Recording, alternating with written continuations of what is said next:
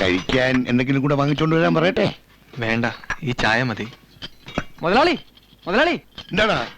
ആ ചീങ്കണ്ണി ബസ് പൊള്ളാച്ചിന്ന് ഒരു കാർ ഓടിച്ചോണ്ട് വന്നിട്ടുണ്ട്. എങ്കിൽ പിന്നെ അവനെ ഇങ്ങോട്ട് വിളിച്ചോണ്ട് വരാത്തതെന്താ? രാവിലെ 10 കാശിന്റെ പണി നടന്നേയല്ലോ, അതും പോയി കിട്ടി.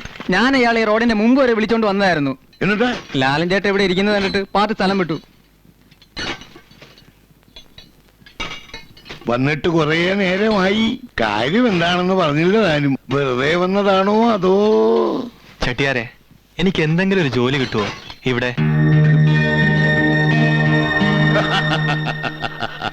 ആ പിച്ചാത്തി ഊലി എന്റെ കഴുത്തിലോട്ട് വെച്ചിട്ട്, എടോ ചെട്ടിയാരെ, ഒരു 500 രൂപ കൊണ്ട് താടോ എന്ന് പറഞ്ഞാൽ ഞാൻ തരാം. പക്ഷേ ഒരു ജോലി അത് മാത്രം എന്നോട് ചോദിക്കരുത്. രാവിലെ മുതൽ ഇവിടെ വന്ന് കുത്തിയിരിക്കുന്നതിന് ഗുണമാ വന്ന 4 കച്ചവടങ്ങൾ അതിന്റെ വഴിക്ക് പോയത്. ഇനിയും ഇവിടെ ഇങ്ങനെ ഉറച്ചിരിക്കാനാണ് ഭാവമെങ്കിൽ എന്റെ കഞ്ഞിയിൽ പാറ്റയല്ല പഴുതാര വീഴും.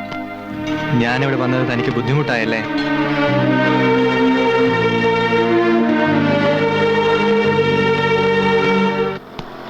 ലാല, ലാല ഒന്ന് നിന്നേ.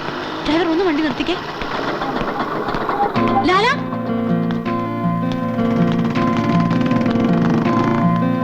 ലാല,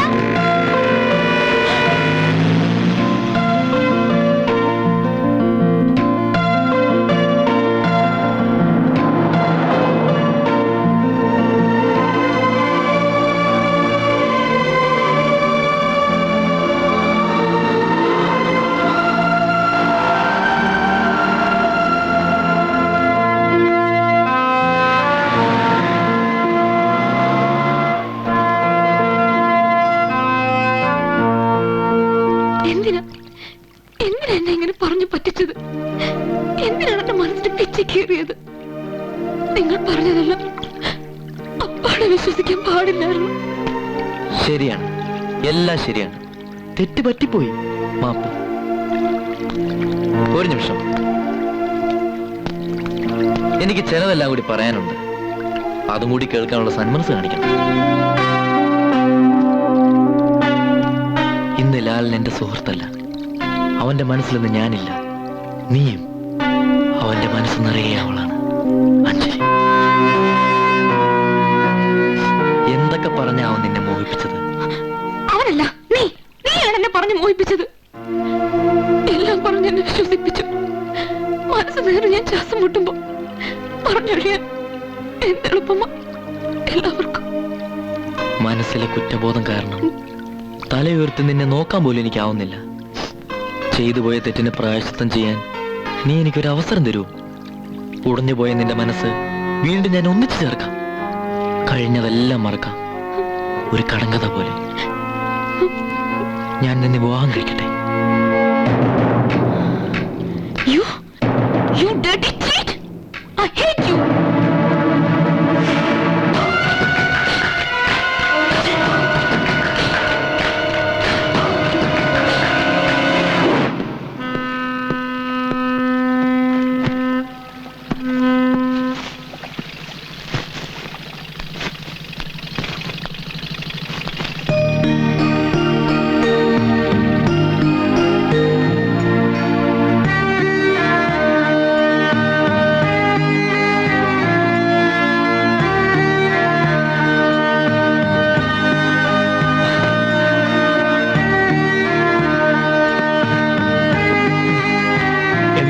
ശ്രദ്ധിച്ചു നോക്കുന്നേ, പണി ശരിയാവുന്നില്ലേ? അതല്ല മോനെ, ഞാനൊരു നിമിഷം നമ്മളെ രഘുവിനൊന്ന് ഓർത്തുപോയി. നാട് വിട്ട് വന്ന കാലം മുതലേ എന്റെ കൂടെ കഴിഞ്ഞതല്ലേ. നല്ല കഥ. നീയല്ലേ അവനെ എന്റെ അടുത്തോണ്ടൊന്ന് ആക്കിയത്? അല്ല മോനെ, എങ്ങനെയായിരുന്നു ഇത് സംഭവിച്ചത്? ആർക്കായിരുന്നു അവനോട് ഇത്ര വലിയ പക? എനിക്കറിയില്ലേക്ക. തേടി ഇറങ്ങിയ ഞാൻ കണ്ടുപിടിക്കും. പക്ഷെ എന്തോ പഴയതുപോലെ എനിക്കതിനൊന്നും മനസ്സ് വരുന്നില്ല. ശരിയാണ് മോനെ, കാലക്കേടിന്റെ കാലത്തെ ശത്രുക്കൾ കുടുക്കിട്ട് കാത്തിരിക്കും. ജീവിക്കണം നാശ തോന്നി തുടങ്ങുമ്പം അവന്മാര് കുടുക്ക് മുറുക്കും. പെങ്ങളെ പറ്റിയായിരുന്നു അവന്റെ ബേജാറ് മുഴുവനും. എന്റെ വീട്ടിൽ എന്തെങ്കിലും ബുദ്ധിമുട്ടുണ്ടെങ്കിൽ അവളെ എന്റെ വീട്ടിൽ കൊണ്ടു നിർത്തിക്കോ. അഞ്ജലിക്ക് വേണ്ടി ഞാൻ ബുദ്ധിമുട്ടിയാലും മൂസക്ക ബുദ്ധിമുട്ടിയാലും ഒരുപോലെയല്ലേ? പക്ഷെ ഒരു വിഷമം എനിക്കുണ്ട്. പച്ചമീൻ വാരന്റെ കൈയല്ല നിന്റേത്. എന്തെങ്കിലും നല്ലൊരു ജോലി തരപ്പെടുന്നത് വരെ എന്റെ കൂടെ തന്നെ ഞാൻ നിർത്തൂ. അത് കഴിഞ്ഞാൽ പോയിക്കോണം. ആ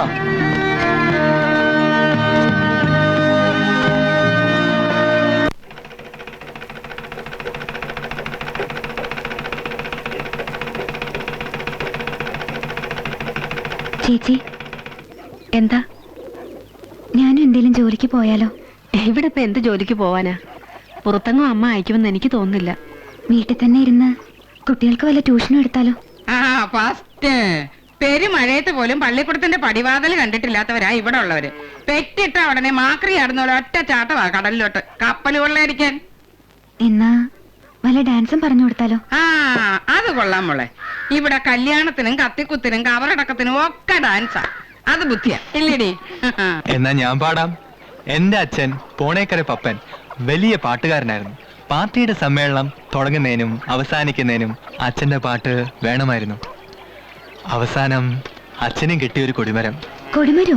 അതേന്ന് കോളനിലോട്ട് കയറി വരുന്നിടത്ത് ഒരു കൊടിമരം കണ്ടിട്ടില്ലേ? അതിന്റെ ചുവട്ടിൽ എഴുതി വെച്ചിട്ടുണ്ട് പോണേക്കര പപ്പൻ സ്മാരകമെന്ന്. അവിടെ വെച്ച പ്രതിപക്ഷങ്ങൾ അച്ഛനോട് പകരം വീട്ടിയത്.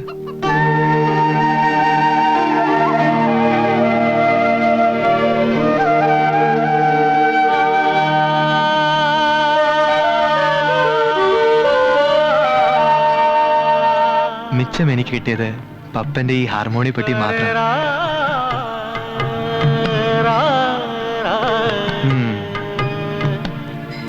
പപ്പന്റെ പാട്ട് കുറെ കേട്ട് രസിച്ച പാർട്ടിയല്ലേ ഈ നിൽക്കുന്നേ?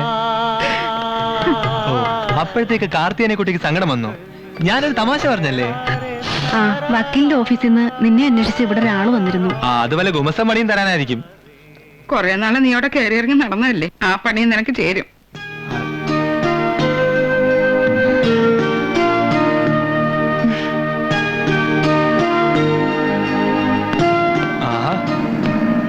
രാജമ്മ ചേച്ചിയെ, ഇതെന്താ ഈ പെട്ടിയില്? T V വീട്ടിലേക്കാ. അതെ, സന്ധ്യ ആകുമ്പോ പെമ്പിള്ളാര് അയൽവക്കത്തെ വീട്ടിൽ പോയി ടി വി കാണുന്നൊന്നും എനിക്കിഷ്ടല്ല. ഈ സഞ്ചിയിലോ? ബേക്കറി സാധനങ്ങളാ. വീട്ടിലൽപ്പം ഗസ്റ്റ് കൂടുതലാണേ. എന്നാ പിന്നെ 4 മുഴം പൂവും കൂടി വാങ്ങിച്ചോണ്ട് പോ. അയ്യോ, പൂവൊന്നും കൊടുക്കാറായില്ല. പൂത്തൊലിഞ്ഞ് വരുന്നേ ഉള്ളൂ. ആ ചുണ്ടലി, ആ പോവാ. Double right.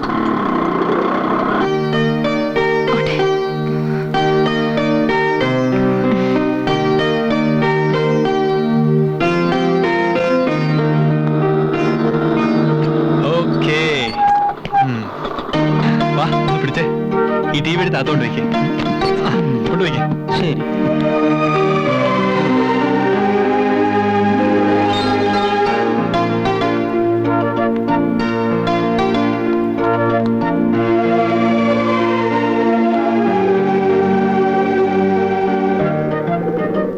ലാലനെ തേടി ഞാൻ ഒരുപാട് അറിഞ്ഞു. ഞാൻ അന്വേഷിക്കുന്നെന്ന് അറിഞ്ഞിട്ടോ എന്നെ വന്നത് കണ്ടില്ലല്ലോ. അത് എന്നെ കുറിച്ചൊന്നും അറിഞ്ഞു. അഞ്ജലിയെ എനിക്ക് ഒരുപാട് ഇഷ്ടമായി. അച്ഛനും അമ്മയും ഇല്ലാത്ത അവൾക്ക് ഇനി നീയാണല്ല.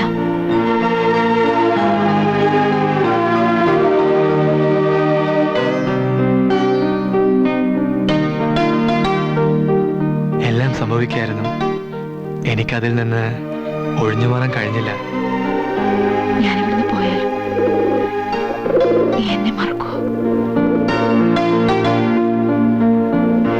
ആ എന്റെ ഭർത്താവിനെ പരിചയപ്പെട്ടില്ലല്ലോ.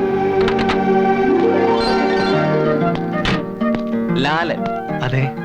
I am lieutenant Saji. Hello. ഇവളെന്നോടെല്ലാം പറഞ്ഞിരുന്നു. സുഹൃത്തുക്കൾ തമ്മിൽ പിരിയുമ്പോ ദുഃഖം തന്നെയാ. പക്ഷെ ഞങ്ങൾ ഈ പട്ടാളക്കാർക്ക് ഈ വക സെന്റിമെന്റ്സ് ഒന്നുമില്ല കേട്ടോ. തിരക്കായി പോയി. അടുത്ത പ്രാവശ്യം വരുമ്പോ നമുക്കൊന്ന് കൂടാം. അല്ല, കൂടണം. ശാലു പുറപ്പെടാം. കറക്റ്റ് ടൈമിനാ ട്രെയിൻ. 5:30 ഗോഹട്ടി.